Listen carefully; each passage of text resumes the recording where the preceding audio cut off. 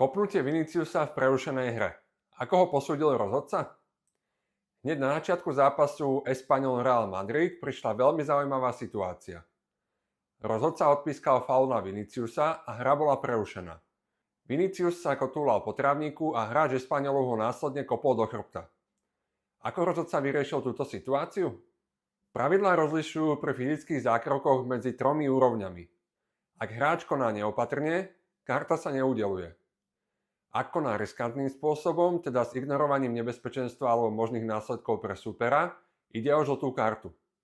A keď použije nadmernú silu alebo brutalitu, dostávame sa k červenému kartovému trestu za surovú hru v neprerušenej hre v súboji o loptu alebo za hrubé nešportové správanie, ktoré platí pre zákroky mimo súboja o loptu.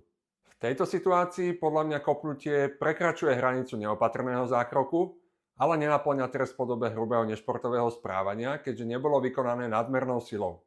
Podľa môjho názoru sa jednalo o kopnutie súpera v prerušenej hre vykonané riskantným spôsobom, za ktoré sa udeľuje žltá karta. Rozhodca to však vyriešil dohovorom. Ako si túto situáciu videl ty? Mal byť hráč Espanyolu vylúčený?